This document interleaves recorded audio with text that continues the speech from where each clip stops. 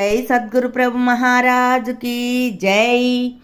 భద్రాద్రి రామశతకము నేతి నేతి అను మహావాక్య లక్షణము 70వ పద్యము.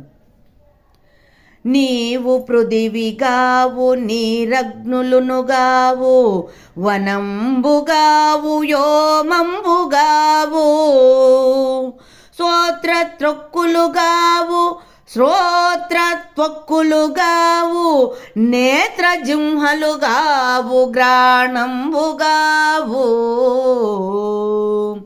వక్త్రంబుగావు పాణిపాదోపస్థ పాయువులునుగావు ప్రాణముల్గావు శబ్దంబుగావు స్పర్శ రూపులుగావు పరగరసమునుగావు గంధంబుగావు చిత్కళలుగావు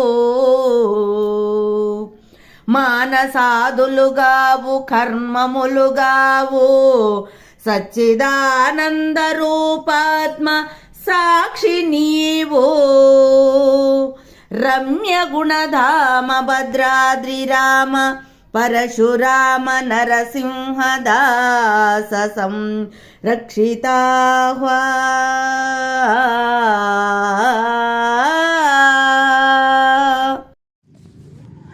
జై నిజ గురుభ్యో నమః. జై అమలాంబ సమేత అనుభవానంద రాజయోగేంద్ర ప్రభుస్వాముల వారి దివ్య చరణార విందములకు ద్వాదశి వందనములు సమర్పించుకొనుచు శ్రీమద్ పరశురామ నరసింహదాసు గారిచే విరచితంపైన భద్రాద్రి రామశతకం నుండి ఈరోజు 70వ పద్యం. నేతి నేతి అను మహావాక్య లక్షణమును గూర్చి ముచ్చటించుకుంటూ ఉన్నాము. ఏంటి నేతి నేతి? నా ఇది నేతి, ఇది కాదు ఇది కాదు ఇది కాదు అని, అంటే నేను ఇది కాదు అని.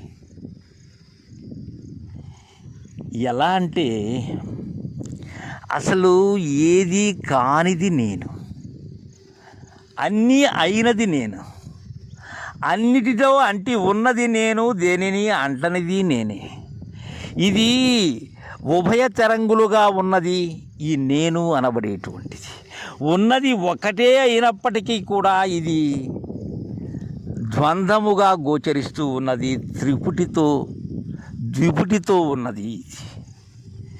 ఎలా అంటే నాయన శిష్య, నీవు పృథివియుగావు నీరగ్నులునుగావు మారుతముగావు వ్యోమముగావు. నీవు భూమి కాదు శిష్య. పంచభూతములలో మొదటిది అయిన నీకు ఆధారమైనటువంటి భూమండలము నీవు కాదు. అలానే ప్రాణాంశమైనటువంటి జలరూపము నీవు కాదు. తేజాంశమైన అగ్ని నీవు కాదు. ఇక చలనాంశమైన వాయువు కాదు. శూన్యాంశమైన ఆకాశము నీవు కాదు నాయన. అలానే శ్రోత్రత్వక్కులుగావు నేత్రజిహ్వలుగావు గ్రాణంబుగావు. ఈ శ్రోత్రము త్వక్కు చక్షు జిహ్వ అనబడేటువంటివి నీవు కాదు. చెవులు నీవు కాదు, చర్మము నీవు కాదు, కన్ను నీవు కాదు, నాలుక నీవు కాదు, అలానే నాసికము నీవు కాదు నాయన. వక్త్రంబుగావు పాదపాణువులుగావు వక్త్రంబుగావు పాదపాణులుగావు పాయుపస్థలుగావు ప్రాణములుగావు. వాక్కు నీవు కాదు, అలానే పాయువు పాదము నీవు కాదు, ఉపస్థ నీవు కాదు, ఇంకా ప్రాణము నీవు కాదు, శబ్దస్పర్శ రూపములు నీవు కాదు. అందుకే శబ్దంబుగావు స్పర్శ రూపులుగావు పరగరసమునుగావు గంధంబుగావు చిత్కళలుగావు. ఈ స్పర్శ కాదు, రూపము కాదు, శబ్దము కాదు, రసము కాదు, అలానే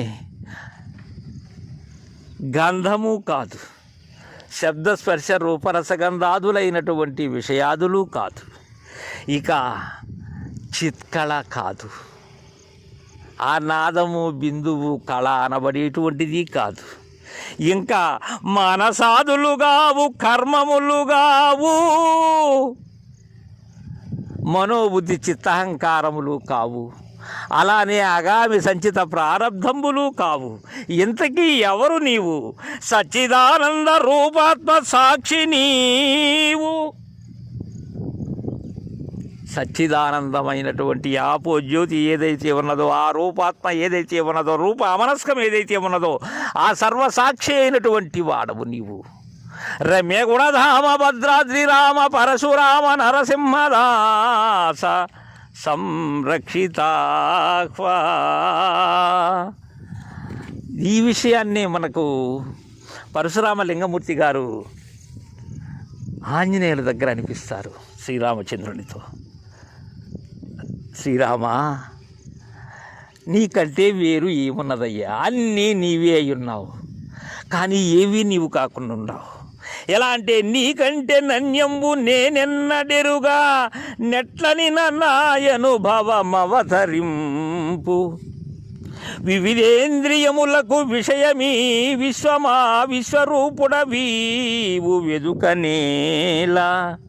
కావున నీవు సాక్షాత్కరించితివి ఈ విశ్వంబు నీకగు వేరటంచు. నీకు వేరుగా ఏవి కాక ఉన్నావు రామచంద్ర. తలచున జ్ఞానమంతయు బోయ నీ దయామయ దృష్టి నానందమయుడనైతి, సంశయము లేదు గాని ఈ సర్వరూప సమరస జ్ఞాన భావన సంతతంబు గలుగ వరము ప్రసాదింపవలయుదేవ. రామ రాఘవ శ్రీరామ రామ రామ అంటారు. అలా ఏది కాక, ఏది ఎంటక, ఈ పంచభూతములు కాక, అలానే 25 తత్వంబులు కాక, ఆ సచ్చిదానంద రూపమైనటువంటి సర్వసాక్షివి నీవే అని ఎరగాలి.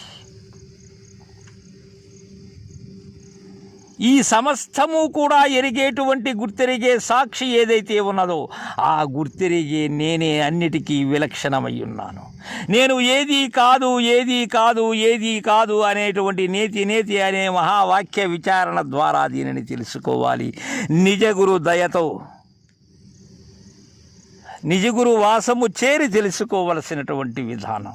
అలా తెలుసుకున్నట్లయితే ఇవేవి నీవు కానటువంటి వాడవవుతావు.